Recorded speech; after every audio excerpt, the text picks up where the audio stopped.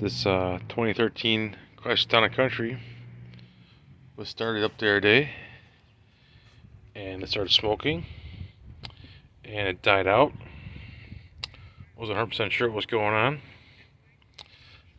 but after work I looked at it, and the battery was completely dead. So an alternator hiding way down there, and so I charged the battery, hooked the terminals back up to it, and smelled the alternator cooking. My hand on there, that thing's hot. So I'll pull the sucker out and see what it looks like, and go from there. And this is a 3.6. On this 2016 Chrysler Town and Country, alternator on ours burned out.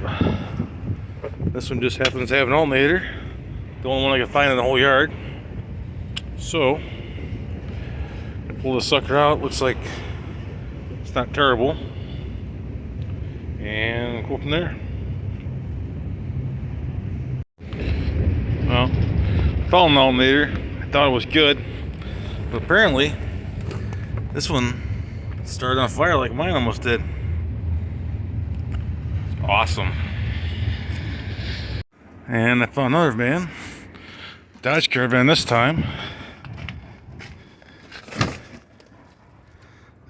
2015. And it's only took the transmission out of it, but the alternator I need is down there. So hopefully I can get it out of here. Not too much problems before the junkyard closes. Yeah. Alright. Got my alternator out. It was kind of struggled because it was pinned in here because the engine is laying on its side because someone pulled the transmission out and left the engine just kind of free hanging. But I got lucky. If you can see it, the red under there, that's a frame for my two-wheel dolly, which I'm currently standing on at the moment to balance the engine up higher. So, see that? Balance the engine up higher so it's clear. Before the alternator was sitting wedged between the front frame rail here for the radiator support, like that. So this guy is in the junkyard for some reason here. This is a good donor.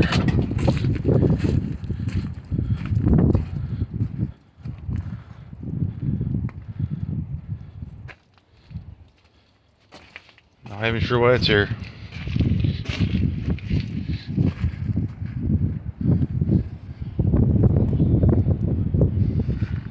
That's good parts on it. Lots of good parts.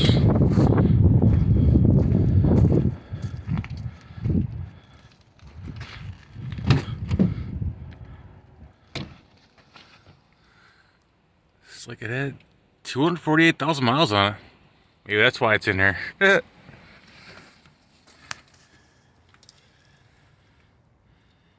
VIN number?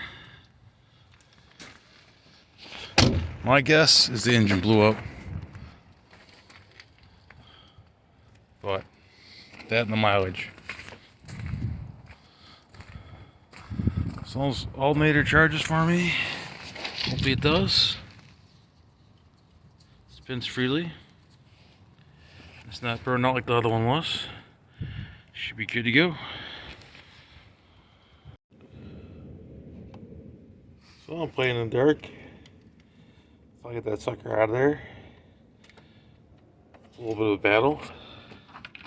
Had to pull the fan out and the top core support. Laying over here. Got my junkyard alternator and my old alternator. Let's get this thing in here and see if it works. Got the replacement squeeze back in there. The belt back on here, and we'll see if it does the alternator thing. Alright. Alright, we got it running. Alternator's back in, belt's back on. And we're doing the charging thing here. A little over 14 volts. I just gotta put the fan and stuff back on it. We'll be good to go. Alright, the replacement alternator is down there doing its thing. Lights are working. It's not really a how-to video, but the way I took mine out was I bolted this core support right here and flipped it out to the side.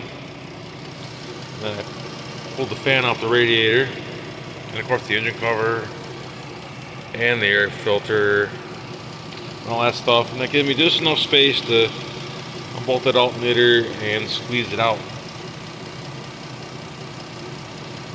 So leave this guy in there for now, and eventually I'll either get a reman one or a nicer used one. We'll go from there. We have the power.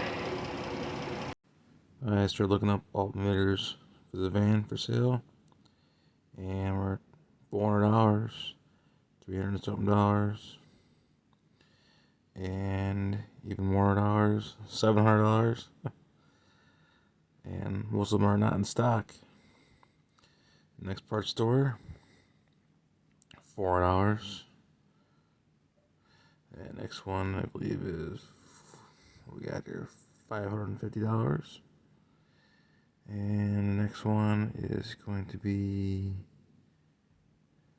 $550. Really good prices.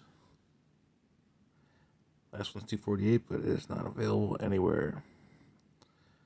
Rock Auto does have some in stock.